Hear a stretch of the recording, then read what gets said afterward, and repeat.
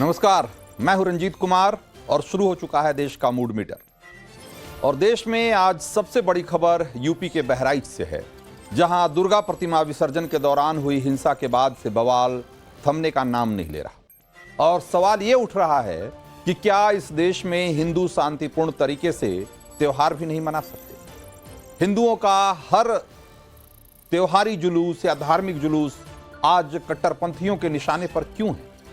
क्या पत्थर के बाद अब धार्मिक जुलूसों पर गोलियां चलाई जाएंगी? यह सवाल इसलिए है क्योंकि रविवार को बहराइच में दुर्गा मूर्ति विसर्जन के जुलूस पर पहले एक मकान से पथराव किया गया। इसके जवाब में राम गोपाल मिश्रा नाम के एक युवक ने उस मकान की छत पर चढ़कर वहां लगे धार्मिक झंडे को उखाड़ दिया और भगवा झंडा लहराने की कोशिश की। इसके बाद जो हुआ वो किसी की कल्पना से बाहर है। राम गोपाल को छत से कुछ लोग पकड़कर ले गए। घर के अंदर उसको जमकर पीटा। कहा जा रहा है कि उसके नाखून तक उखाड़ लिए गए और शरीर पर चाकुओं से भी वार किया गया। और इसके बाद भी मन नहीं भरा तो उसे गोली मार दी गई। और जब राम गोपाल मिश्रा नाम के उस शख्स को बचाने के लिए कुछ लोग मकान के भीतर गए तो उन पर भी गोलियां चलाई गई। और इसके बाद आरोपी मौके से फरार हो गए। जरा जो हम वीडियो दिखा रहे हैं आपको, उसको गौर से देखिएगा। जिस बर्बरता से राम गोपाल मिश्रा की जान ली गई, वो बता रहा है कि हत्यारे किस कदर उन्माद और नफरत से भरे हुए। इस वारदात के बाद पूरा बहराइच सुलग रहा है। हिंदू समाज सड़कों पर है और मारे गए युवक का अंतिम संस्कार करने से पहले पीड़ित का पूरा परिवार इंसाफ की गुहार लगा रहा है। इसी आक्रोश का नतीजा है कि आज बहराइच की सड़कों पर लोगों ने जमकर हंगामा किया। लोगों ने कुछ दुकानों में आगजनी कर दी और कई गाड़ियों को भी आग के हवाले कर दिया। पुलिस उन्हें खदेड़कर भगा रही है और एक तरीके से पुलिस और प्रदर्शनकारियों के बीच में पूरे दिन आज जोर आजमाइश चलती रही। और इन सब के बीच विपक्षी पार्टियां जिस तरीके से खुलकर तुष्टीकरण की सियासत कर रही है, उससे माहौल और खराब होने का डर समा गया है, या यूं कहें कि डर गहरा गया है। आगे बढ़ने से पहले जरा एक बार आरोपियों की लिस्ट देखिए और उसके जो नाम एफआईआर में दर्ज किए गए हैं वो कौन लोग हैं।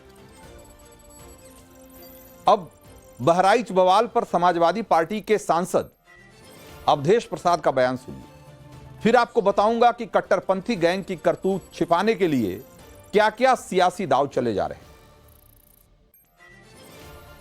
बहराइच की घटना है, ये बहुत ही दर्दनाक है और हृदय विदारक है, बहुत ही दर्दनाक है। और इसके लिए, इस घटना के लिए पूरी तरह से सरकार जिम्मेदार है। सरकार की पूरी जिम्मेदारी। और अगर ठीक से व्यवस्था होती तो ऐसी कोई घटना न होती। तो समाजवादी सांसद अवधेश प्रसाद बहराइच कांड को हृदय विदारक बता रहे हैं और पूरे बवाल का ठीकरा यूपी सरकार और पुलिस पर फोड़ रहे हैं। कह रहे हैं कि अगर पुलिस प्रशासन का इंतजाम ठीक होता तो ऐसी घटना नहीं होती। अब हकीकत समझिए, बहराइच के महाराजगंज बाजार से निकल रहे इस मूर्ति विसर्जन जुलूस में कोई एक प्रतिमा नहीं थी, 25 दुर्गा प्रतिमाएं थी। दूसरी तरफ जो वीडियो दिख रहा है उससे भी स्पष्ट है कि जुलूस के साथ पुलिसकर्मियों की जो संख्या चल रही थी वो भी ठीक ठाक थी। लेकिन कट्टरपंथियों का हौसला देखिए कि इतनी सुरक्षा के बीच भी दुर्गा प्रतिमा ले जा रहे जुलूस पर पथराव किया गया। समाजवादी पार्टी का मीडिया सेल पथराव की वारदात पर तो चुप है, लेकिन इस बात को बढ़ा चढ़ाकर प्रचारित कर रहा है कि राम गोपाल मिश्रा ने मजहबी झंडा उतारने की हिमाकत कैसे कर दी। सवाल यह है कि क्या समाजवादी मीडिया सेल कट्टरपंथी गैंग के हाथों राम गोपाल मिश्रा की हत्या को जायज ठहरा रहा है? दुर्गा मूर्तियों पर पथराव की बात छिपाना तुष्टीकरण की सियासत नहीं है क्या?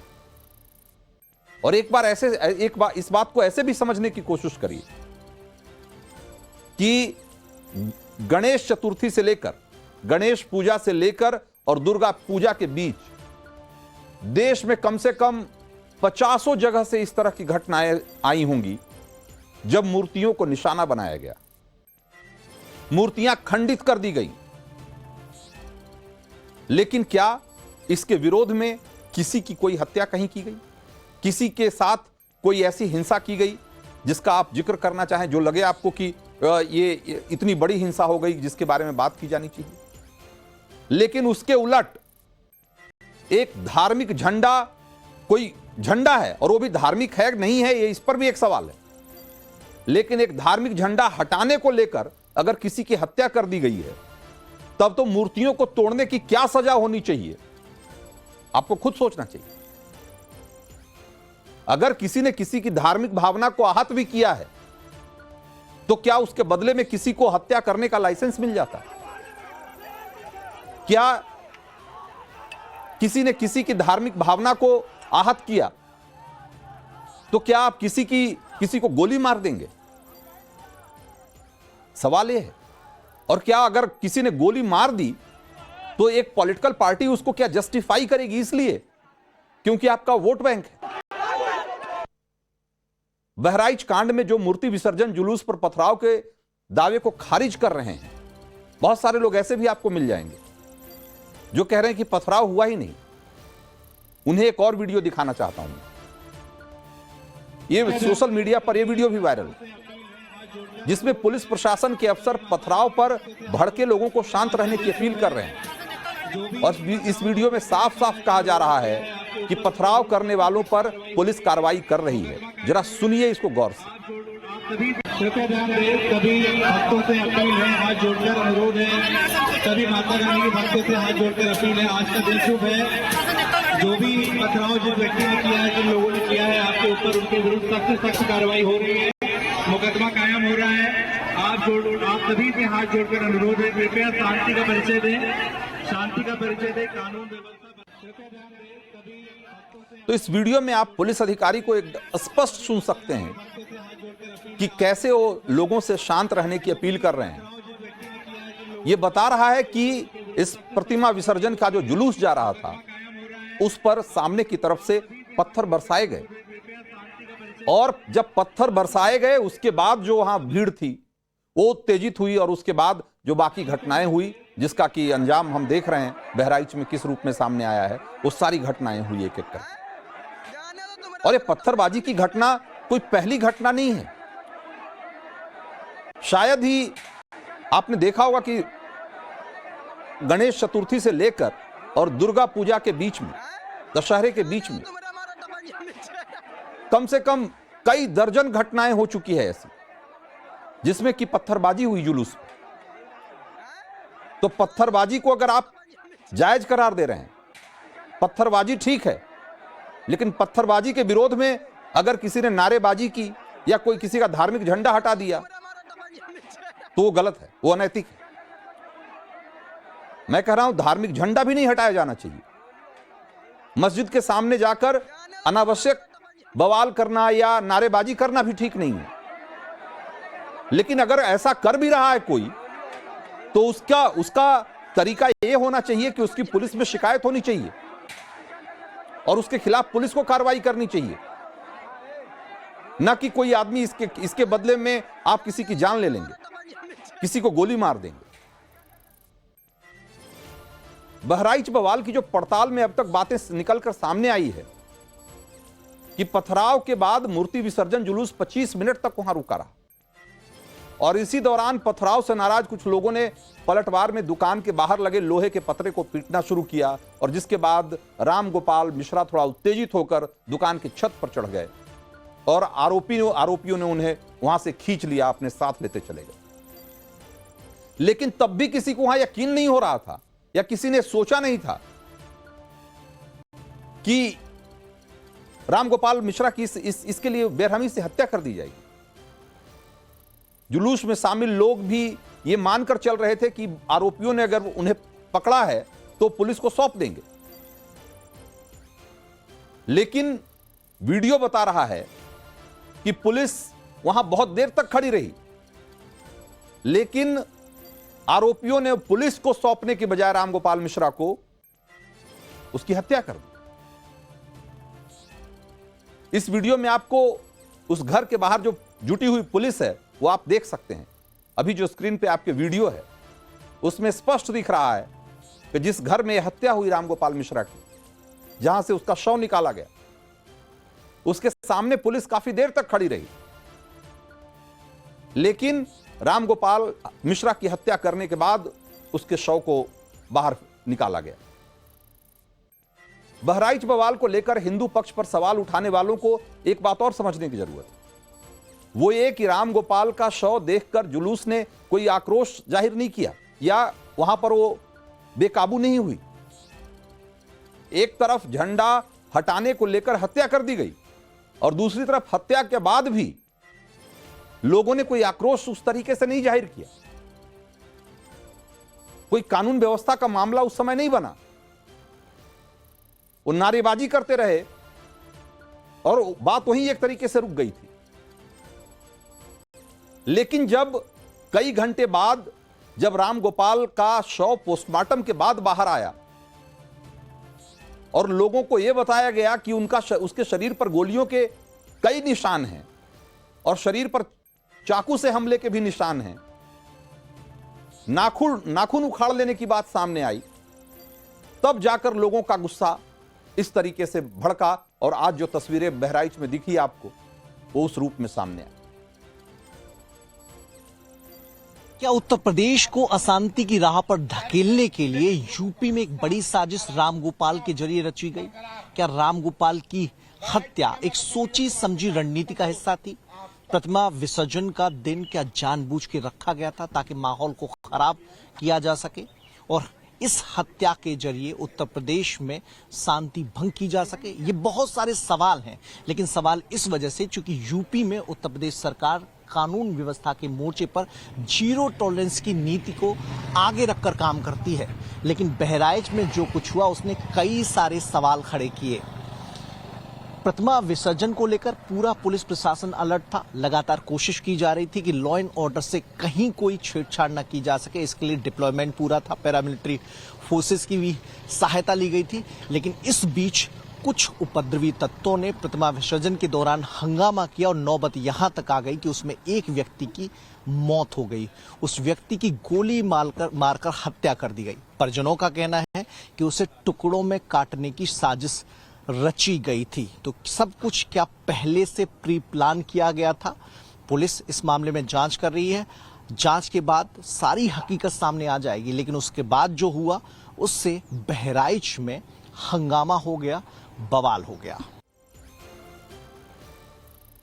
तो बहराइच में रामगोपाल हत्याकांड के कई घंटे बाद एक तरीके से हिंदू समाज का गुस्सा फूटा और आसपास के इलाकों से लोग जब रोष जताने के लिए महाराजगंज पहुंचने लगे, तब जाकर के स्थिति थोड़ी बेकाबू होती हुई दिखी। हकीकत तो यह है कि समाजवादी पार्टी जिस यूपी पुलिस को यह कहकर घेर रही है कि बहराइच के बवाल को उसने शह दी, उसी पुलिस ने आगजनी पर उतारू भीड़ पर लाठियां भी बरसाई।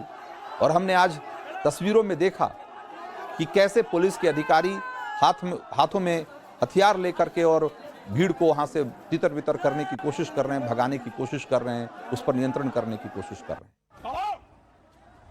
आप इस तस्वीर में देखिए, और जिसकी तरफ वो बढ़ रहे हैं डीजीपी वो हिंदू पक्ष की भीड़। तो ये आरोप लगाना कि किसी को शह दी गई, ये बहुत ही गैर जिम्मेदारी वाला बयान, एक तरीके से आग में घी डालने वाला काम। बीजेपी नेता सुधांशु त्रिवेदी तो कह रहे हैं कि हिंदू त्योहारों पर हिंसा की जिस तरह की खबरें लगातार आ रही है, एक पूरा सिलसिला चल रहा है, इसके पीछे एक कट्टर क्रोनोलॉजी है और उसको समझने की जरूरत है। देखिए, इस पे उत्तर प्रदेश के मुख्यमंत्री जी ने बहुत कड़ाई के साथ कहा है कि जिन लोगों ने भी माहौल बिगाड़ने की कोशिश की उन्हें बख्शा नहीं जाएगा। मगर एक बात और गंभीरता से सोचिए कि ये किसकी ताकत बढ़ गई है जो पिछले कुछ समय से इस ढंग की घटनाएं देश में बढ़ गई हैं। ये मैं देश के विचार के लिए सोचता हूं। जो लोग कहते थे ना कि पिछले कुछ महीने से कुछ ताकत बढ़ गई, कुछ शक्तियों की, ये कौन सी शक्तियां थीं जिनकी ताकत बढ़ी है? ये कौन सी शक्तियां हैं जो भारत को कमजोर करना चाहती हैं, आर्थिक आधार पर भी, सामाजिक आधार पर भी, सांस्कृतिक आधार पर भी। ये सब कहीं ना कहीं उन्हीं शक्तियों के टूल बने हुए हैं जो ये घटनाएं हैं। तो बहराइच हत्याकांड के पीछे कैसे नफरत का एक मजहबी कनेक्शन है, बीजेपी उसको खुलकर गिना रही है। लेकिन वहीं समाजवादी पार्टी इसके लिए बीजेपी को जिम्मेदार ठहरा रही है। समाजवादी पार्टी के मुखिया अखिलेश यादव ने कई घंटे बाद बहराइच बवाल पर उन्होंने एक ट्वीट किया, उन्होंने एक पोस्ट डाला और उसमें राम गोपाल मिश्रा की हत्या की तकलीफ नहीं जताई, बल्कि अखिलेश यादव ने उल्टे कट्टरपंथी गैंग से हमदर्दी जताई। और उनका क्या बयान था, एक बार जरा सुनिए पहले। प्रशासन को इस बात का ध्यान रखना चाहिए था कि जो प्रोसेशन निकल रहा है उसका रूट क्या है, रूट पे पूरी सुरक्षा है कि नहीं है, पर्याप्त पुलिस है कि नहीं है, और उसके साथ साथ उन लाउड स्पीकर्स पे क्या बजाया जा रहा है। अगर ये बात मैं कहूं तो हो सकता है सरकार कुछ और बात कहे, लेकिन कम से कम प्रशासन को यह ध्यान रखना चाहिए था कि आखिरकार क्या बजा रहे हैं, क्या किसी को अपमानित कर रहे हैं। तो ये पूरी जिम्मेदारी शासन की थी, सरकार की थी। शासन की चूक की वजह से इतनी बड़ी घटना हुई। तो अखिलेश यादव कह रहे हैं कि लाउड स्पीकर पर क्या बजाया जा रहा था, इस पर गौर करने की जरूरत है। उसका रूट क्या है, उस पर प्रशासन ने क्या इंतजाम किया हुआ है, ये तमाम बातें कही जा रही है। लेकिन इस बात पर कोई सवाल नहीं है, इसका कोई जिक्र नहीं है कि चाहे उकसावा जिस भी तरह का रहा हो, लेकिन क्या जवाब में हत्या कर दी जाएगी? क्या हत्या को जस्टिफाई किया जा सकता है? एक ऐसा सवाल है जिस सवाल पे विपक्ष का हर नेता खामोश, जिस पर कोई बात नहीं करना चाहता। कि अगर किसी ने किसी की धार्मिक भावना भड़काई तो क्या धार्मिक भावना को भड़काने के अपराध अगर मान ले उसे, तो उस अपराध में क्या उसकी हत्या कर दी जाएगी और भीड़ को इसकी इजाजत होगी और उसको सारी पॉलिटिकल पार्टियां जो है उसको जस्टिफाई करेगी? हमारे साथ मनीष यादव हैं जो कि इस घटना को कवर कर रहे हैं और बहराइच में हैं। मनीष, अभी क्या माहौल है वहां और अभी क्या अपडेट है, जरा संक्षेप में बताइए, उसके बाद कुछ और सवाल हैं जो मैं आपसे पूछूंगा।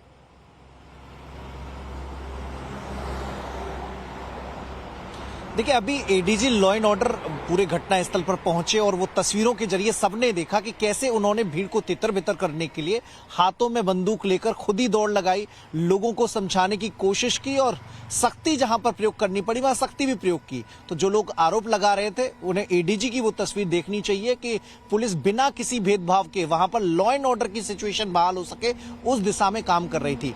पुलिस की इस कवायद का असर देखने को मिला है। महाराजगंज कस्बे में हालात भले तनावपूर्ण हो, लेकिन अभी दोनों तरफ से शांति दिखाई दे रही है। हालांकि जो स्थिति वहां पर दोपहर में बनी हुई थी उसमें बड़े पैमाने पर सुधार हुआ है। पैरामिलिट्री फोर्स की मदद से, आसपास के थानों की मदद से वहां पर डिप्लॉयमेंट बढ़ाया गया और अभी हालात काबू में है। पुलिस लगातार पेट्रोलिंग कर रही है, कहीं भी भीड़ को जमा होने नहीं दिया जा रहा।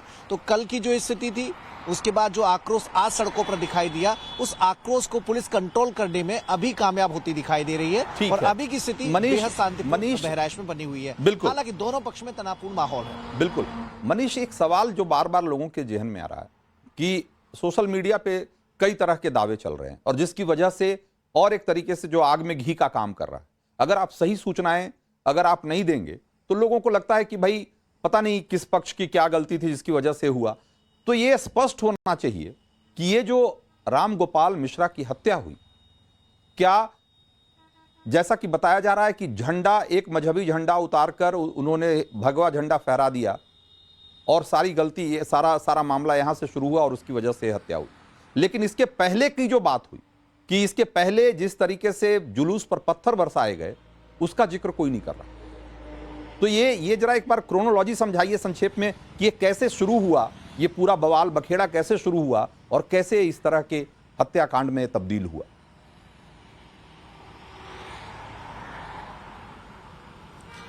देखिए, जो सूत्रों के हिसाब से जानकारी मिल पाई है और पुलिस की प्रारंभिक जांच जिस दिशा में चल रही है, जब प्रतिमा विसर्जन का कार्यक्रम चल रहा था, लोग जो जुलूस की शक्ल में वहां से जा रहे थे, तो सबसे पहले मुस्लिम पक्ष की ओर से, चूंकि महाराजगंज जो कस्बा है वहां मिली जुली आबादी है, तो एक रोड जो सीधे बहराइच की तरफ जाता है वहां पर बड़ी संख्या में मुस्लिम परिवार रहते हैं, उनके आसपास व्यापारिक प्रतिष्ठान भी हैं।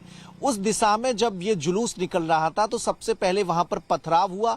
पथराव के बाद जुलूस में शामिल कुछ लोगों ने झंडों को हटाने की कोशिश जरूर की, लेकिन लोगों के समझाने के बाद वो मान गए थे।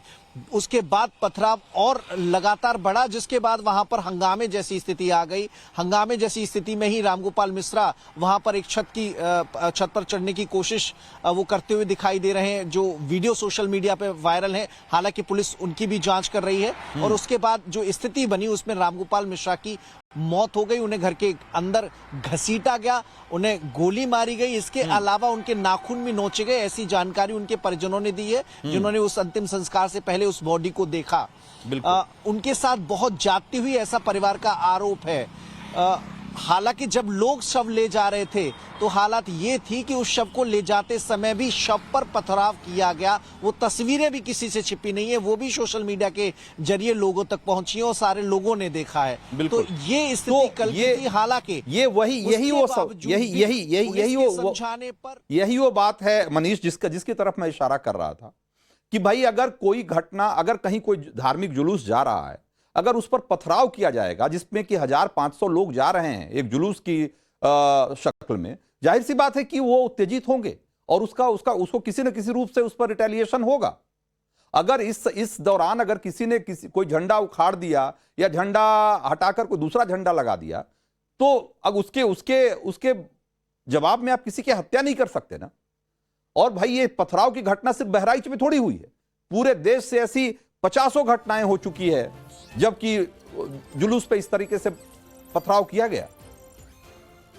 तो ये सवाल है जिस पर कोई इशारा नहीं, जिसकी तरफ कोई उंगली नहीं उठाना चाहता और जिस पर कोई बात नहीं करना चाहता। सब सारे लोग इस बात पे उनका फोकस है कि किसी ने किसी का झंडा कैसे, किसी मजहब का झंडा कैसे वहां से हटा दिया या उतार दिया। बहुत सारे और भी सवाल हैं जिसका कि हम जिक्र करेंगे।